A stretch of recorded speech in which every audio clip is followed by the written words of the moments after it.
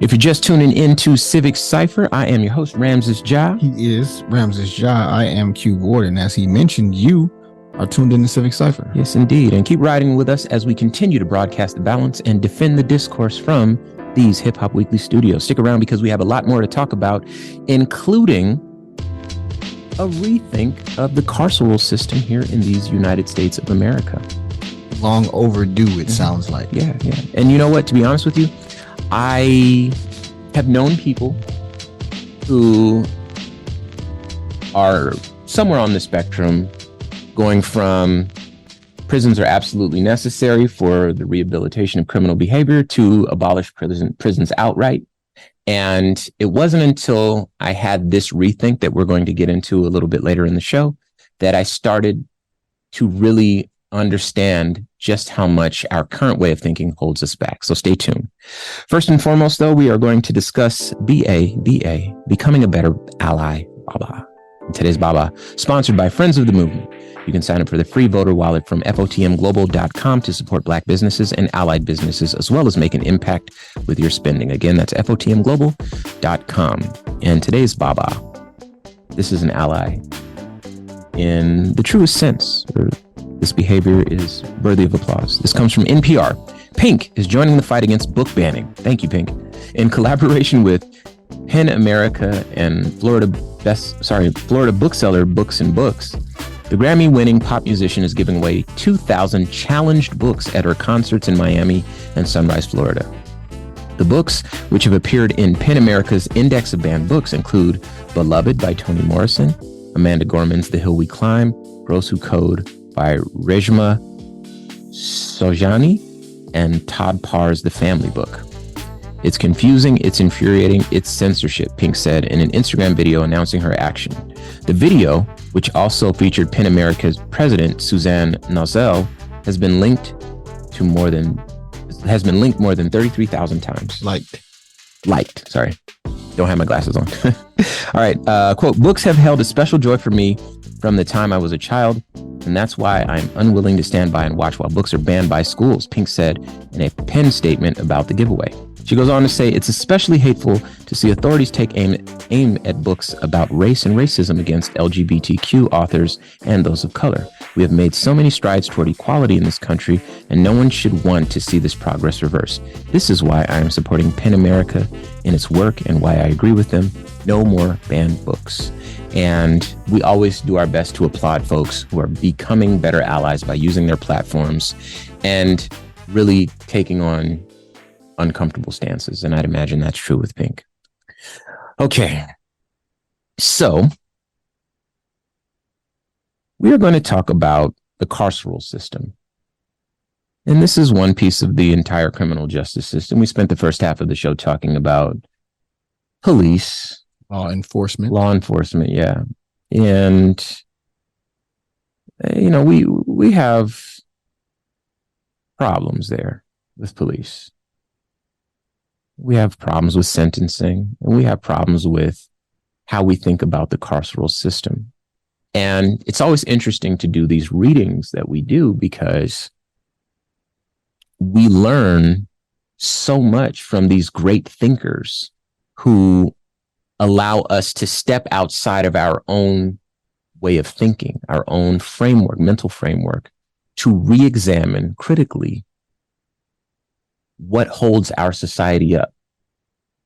Well, this happens because it's always happened that way, and it's too difficult to undo it. And these brilliant minds cause us to rethink even that position, because the fact of the matter is that these rethinks aren't tall orders. It doesn't require any people being any different. And in this instance, it was very easy for me. I've shared this on the show before, and I'll share it again. I have an older brother who went to prison for a very, very, very long time. Not quite football numbers, but a long time. It might have been somewhere in the neighborhood of maybe 15 years. And you would think that my brother did something wild. And I mean, I suppose it depends on who you ask, but I don't think it was wild. My brother got a brand new Cadillac Escalade, and my family is from California. I'm from California. California is a place where people will jack you for your car. Carjackings take place in California. So my brother decided to protect himself by owning a firearm. One day, because he had this in his vehicle to protect himself, there was some people that were messing with his girlfriend, now wife. They were harassing her. And my brother was outnumbered, but he knew that, hey, if I get this gun, fire it in the air, it might scare these guys off, and then we can get out of here. It was exactly what he did. Now, we thought everything was going to be okay, we, his family, because fortunately, where he was, it was on video. It's clearly shooting in the air. Guys run away. They get out of there. Everything's fine. My brother went to jail, prison for attempted murder. 15 years they took my brother from me, and it's on video. He wasn't trying to murder anyone. Story checks out. You know, he's obviously his now wife is there. Tell our version of the story. And this is the carceral system in the United States of America. This is my brother. This is not like the homie. This is my father's son that I'm talking about. So when I came across this, which I want to shout out, We Are Push Black on Instagram. Give them a once over and give them a follow if you're into this type of content. I believe that this is really some profound content for thought experiments and rethinking just how the world looks and feels to you. If you are Black, if you are not Black, you know, it's just important that we share this information and we understand a little bit more about each other's walks. But this starts off 3 ways carceral logic limits our imaginations and restricts our futures. Okay, so I'll read a bit. Carceral logic is the way of thinking that made prisons and policing or carceral systems possible. Because we've normalized those systems, we still use this logic even outside context of incarceration. Here's 3 examples. So this is a very easy thought experiment to follow. I'm going to go through these examples one by one. Okay. Number 1, are you innocent or are you guilty? Now, you're just listening to me ask that. Sounds simple enough, right? Turns out, realistically, most real people and real conflicts are more complex than that. Carceral logic, however, tells us there's a terrible few, the guilty people who do the wrong things because they have something wrong with them, but that establishes a dangerous, inaccurate binary, especially for marginalized people. And funnily enough, on this show, and I want you to jump in here, Q, because I know that this has been one of the things that you've been certainly even more passionate about than me. But for folks who have a traditional mindset, innocent, guilty, do the crime, do the time, that sort of thinking, that when it lacks humanity, when it lacks empathy, when it lacks context,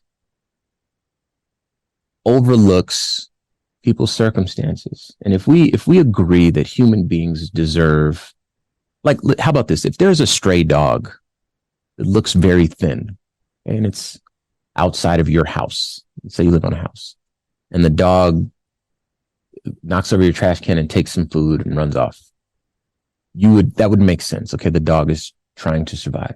Indeed, if it was a dog, most people might actually say, wow, that dog is hungry, let me feed the dog. Okay.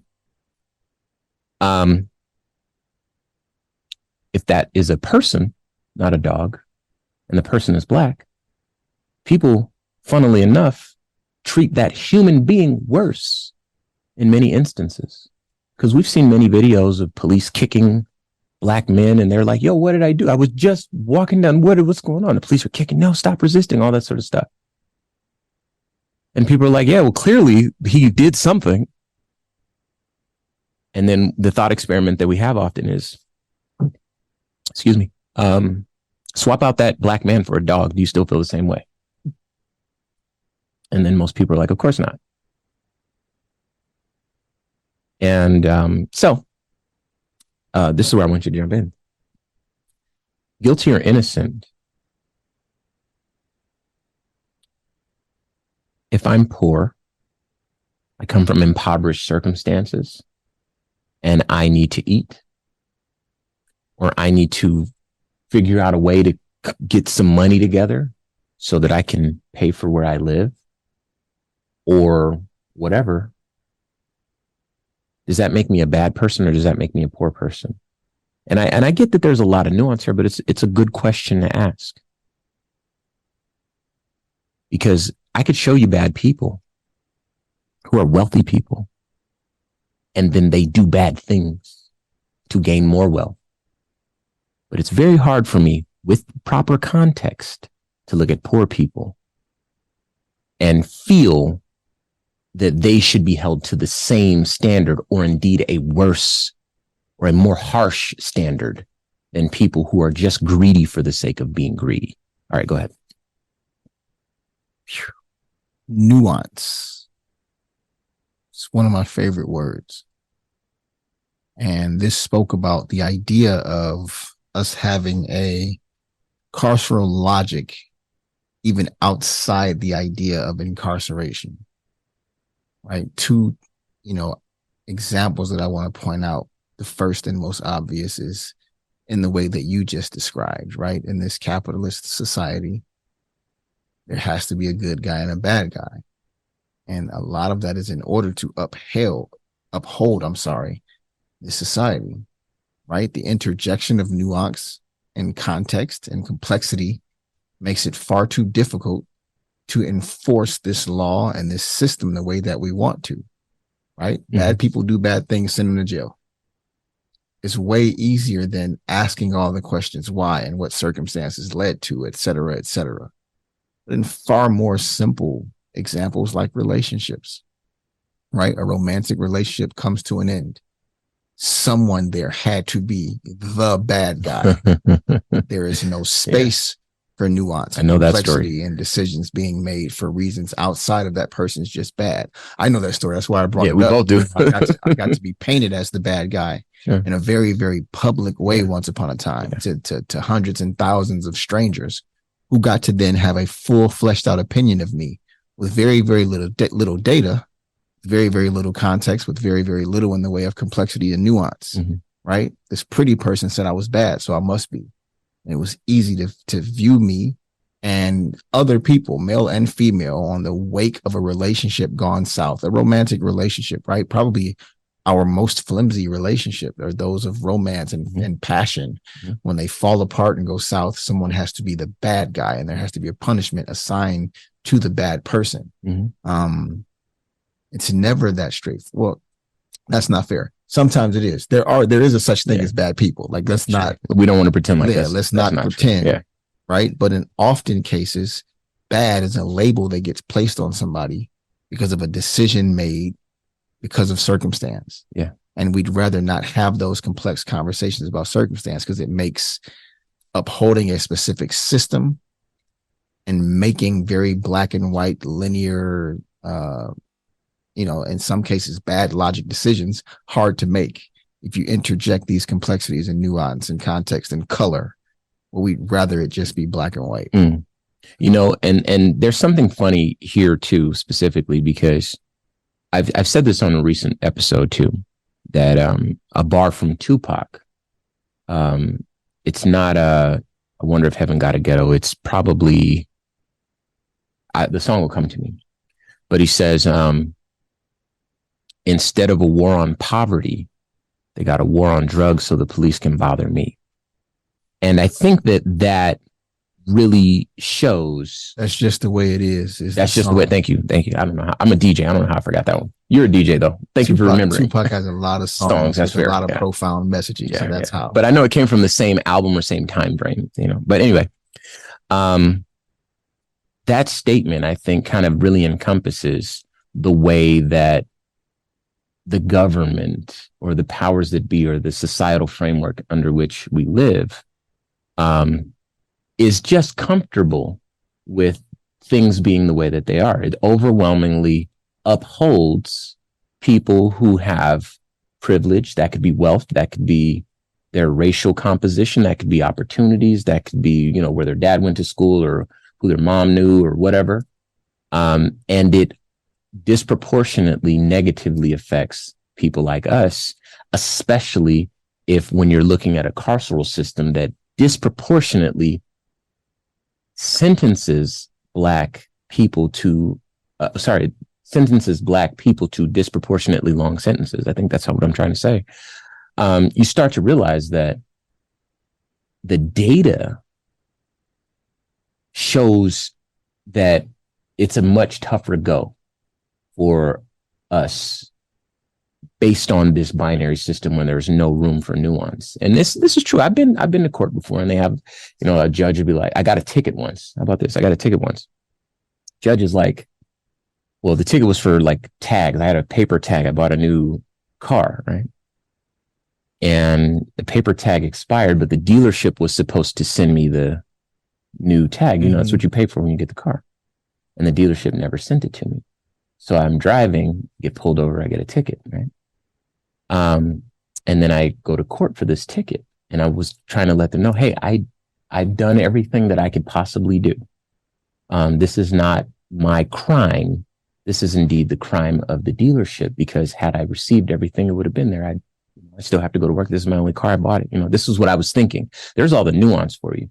The judge wasn't trying to hear nuance. The judge was like, were you driving with a expired paper tag? Yes or no? And under those circumstances, I have to say yes. And I don't have any money to fight. At the time, I was going to school and I had to pay for my own school. You know what I mean? So I certainly didn't have money to fight a ticket. And then now you see how it goes. So anyway, the point here is that nuance helps where currently we have a binary system. Let's go to step 2. Defining punishment is complex too. You might consider blocking someone's number, punching someone, or killing someone who hurt you. Hurt also exists on a spectrum. In other words, there are mandatory minimums. There are 3 strikes laws. There are things like this where, how about 3 strikes? Brian Stevenson, who we're a big fan of on this show, he is the founder of the Equal Justice Initiative. Please look him up too. He's a very profound speaker and a brilliant mind. Brian Stevenson said on a TED Talk once upon a time, he says, the 3 strikes laws in California have people who've lived rough lives. Just how it is. No one wakes up in the morning and is like, oh my gosh, I can't wait to do crime. People are like, I need to get the opportunity wherever I can. Some people. I'll interject again. Go ahead. Some people might. Bad people exist. Yeah. Right. But the people that we know that end up in these stories that we end up coming across. Lots of people that end up in these stories, that's not the case. It's hard for us to imagine that they're that way. Up like that, because Rams just pointed out earlier in our coverage today that there are people who are well off that still wake up. Yeah, that's exactly what he just said. Thank you for making sure that I'm all the way right. But what you have is people that have lived rough lives that, maybe they see a bicycle. They think that's the bike that was taken from them. So they take it back. And now they have to go to prison forever. Right. So again, rethinking punishment is another part of this. And I want to make sure we get this last one here. This is number 3. Punishment in this context, along with surveillance and violating human rights, is more so an abuse of power. Yes, prisons, but also actions like parents beating children. State-enforced carceral logic leaves us little room to question punishments or approach individual harms as part of a collective, like eliminating the actual causes of systemic sexual or racial violence. We're expected to trade our agency for how the state responds to our conflicts, leaving many violent survivors dissatisfied or criminalized themselves. Carceral logic is ingrained in our world, but it's still a system of opinions. We can choose to believe something else. We can imagine and create more empowering logics and a safer world. Now, I don't want to leave us right there. So I'm going to share some good news, which is rare on this show. But I came across this statistic, and funnily enough, it was Ben Crump that first posted it, and then I went and researched it to make sure that it was true. But as it turns out, the imprisonment rates for Black women are in decline. They've declined 70% from 2000 to 2021. Keep going. And then for Black males, rates declined 48% during the same time frame. And obviously, this is a major step forward. It still disproportionately affects us. We still get the disproportionate sentences. But over the 2-decade plus time frame, you can see that either we are figuring a way to avoid this, or something is working. I think that I probably should do some more research into what might be causing these rates. But this is very special. The truth of the matter is that 1 in 5 Black males born in 2001 is likely to experience imprisonment in their lifetimes. That sounds like a lot, and it is, but that's down from 1 in 3 Black males born when we were born in 1981. And you're free to verify this. Go to sentencingproject.org and check that out. But yeah, as it turns out, incarceration rates for Black people are dropping.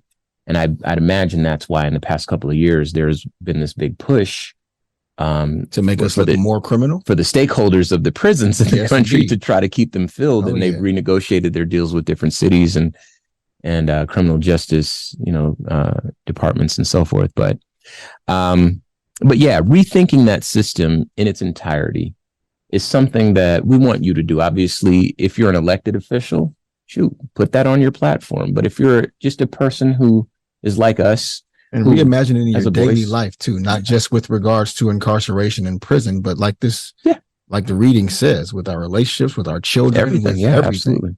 Yeah, that binary is very dangerous, and it causes us to miss out on really the bulk of what it is we're supposed to learn from our stories. So with that in mind, I guess we'll leave that one right there. I'd like to thank you all once again for tuning into this installment of Civic Cypher. I've been your host, Ramses Ja. He has been Ramses Ja. I still am. I like that. And, engage with us, civiccypher.com and Civic Cypher at Civic Cypher on all social media. Like, love, share, comment, subscribe, follow. All of that. Yeah. And we want to give a big shout out to the Black Information Network. If you're listening to us on a BIN station, we appreciate you. Want to let you know that you welcome to the Cypher. Indeed. We want to let you know that you can get the full show at civiccypher.com in case you missed any part of it. And as Q mentioned, please tap in with us on social media at Civic Cypher on all platforms. We need that support because we attract a lot of trolls. And until next week, y'all. Peace. Peace.